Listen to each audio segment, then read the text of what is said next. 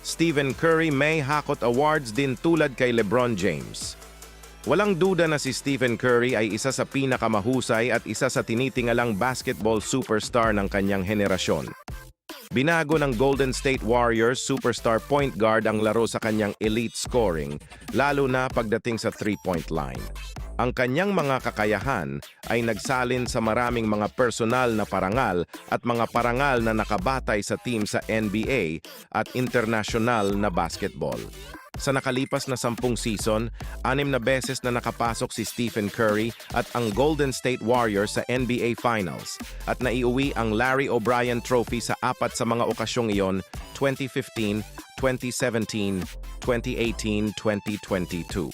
Nakagawa sila ng 5 sunod na biyahe mula 2015-2019 kung saan nakaharap nila si LeBron James at ang Cleveland Cavaliers ng 4 na sunod na beses at ang Toronto Raptors noong 2019.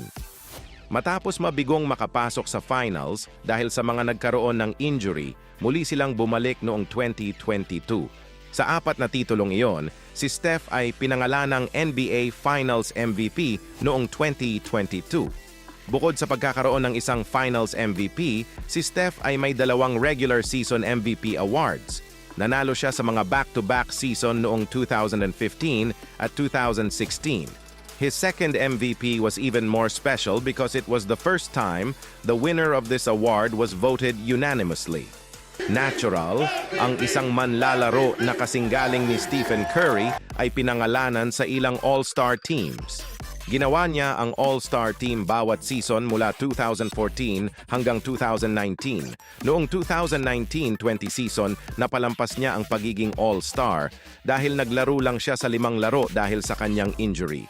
Nagbalik si Steph sa pagiging All-Star noong 2021 at hindi na siya pinabayaan mula noon. Sa kabuuan, mayroon siyang 10 All-Star na seleksyon, kabilang ang isang All-Star Game MVP sa 2022. Sa pagsasalita tungkol sa All-Star Weekend, 2 beses ding nanalo si Steph sa 3-point contest sa taong 2015 at 2021. Nanalo din si Steph Curry sa unang NBA versus WNBA 3-point challenge kay Sabrina Ionescu. Si Stephen Curry na may hawak ng NBA record para sa pinakamaraming 3-pointers sa isang karera na may 3,577 3-pointers in the regular season.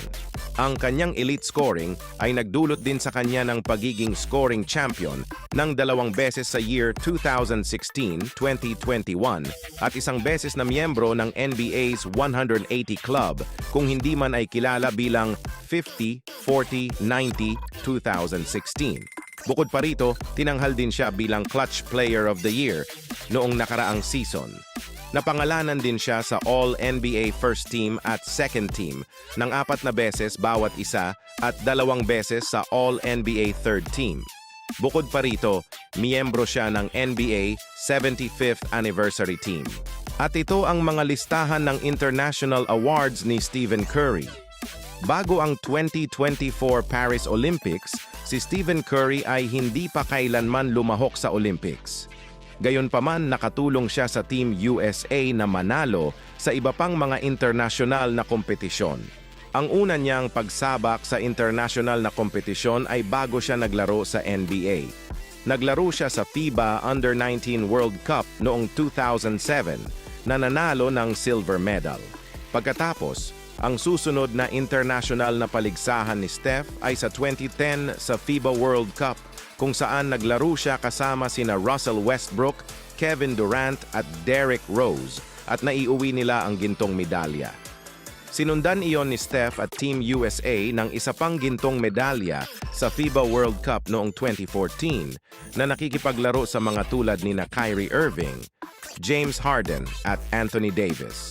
Sa wakas, si Stephen Curry at ang USA Men's National Basketball Team ay nagpunta sa isang undefeated run sa 2024 Paris Olympics upang maiuwi ang gold medal.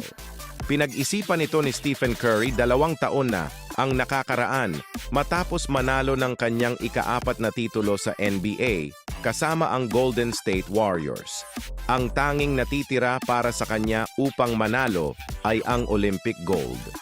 At sa pinakahuling sandali, siniguro niyang magiging kanya ang medalyang iyon. Para sa akin ang makakuha ng gintong medalya ay nakakabaliw at nagpapasalamat ako sa Diyos sa pagkakataong maranasan ito, sabi ni Curry. Ano ang masasabi nyo sa mga Hakot Awards din ni Stephen Curry? Malalampasan niya kaya LeBron James? Please comment nyo lang sa baba. Basketball today, basketball later.